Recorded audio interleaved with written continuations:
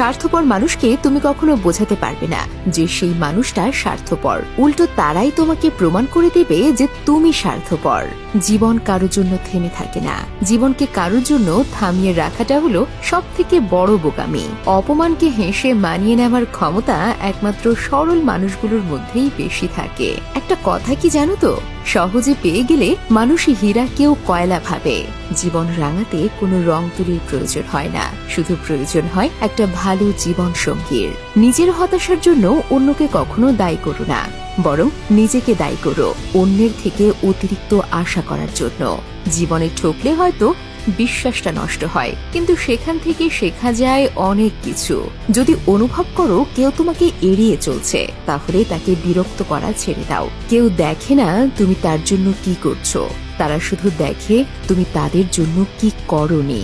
বর্তমানে সম্পর্কগুলো এমনই হয়, খোঁজ না নিলে দূরত্ব বেড়ে যায়, আর বেশি খোঁজ নিলে বিরক্ত হয়ে যায়। আমাদের প্রত্যেকেরই কিছু না বলা কথার মধ্যে অনেক কিছু কথা লুকিয়ে থাকে। জীবনটা খুব কঠিন, আর তার চেয়েও বেশি কঠিন মানুষের মন বোঝা। কারণ মানুষ যে মন দিয়ে আপন করে নেয়, আবার সেই মন দিয়েই দূরে সরিয়ে দেয়। শিক্ষা যদি মানুষের দরজা হয়, তাহলে আচরণ সেই দরজার চাবি। বাবাকে কখনো অবজ্ঞা করো না।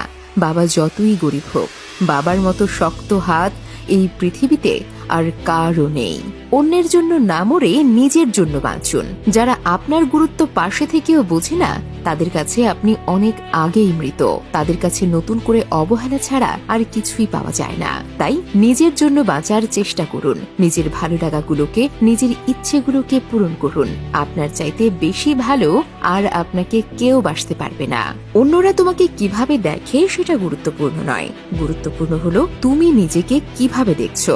হৃদয়ের সবটুকু ভালোবাসা দেওয়ার পরেও যে তোমার শূন্যতা অন্য কাউকে দিয়ে পূরণ করে, যে তোমার অনুপস্থিতিতে একটু নিঃসঙ্গতাও অন্য কাউকে দিয়ে পূরণ করে, যে তোমার নিঃস্বার্থ ভালোবাসাকে উপেক্ষা করে অন্যের প্রতি থাকে আকর্ষিত, আর যাই হোক সেই মানুষটা অন্তত তোমার না হোক। ব্যক্তিত্ব বিসর্জন দিয়ে কাউকে কাছে পাওয়ার থেকে ব্যক্তিত্ব নিয়ে একা থাকা অনেক ভালো। নিজেকে কখনো সহজ সরল করো না। নিজের মূল্য বুঝতে শেখো। তুমি যে অমূল্য সেটা বুঝতে দিও।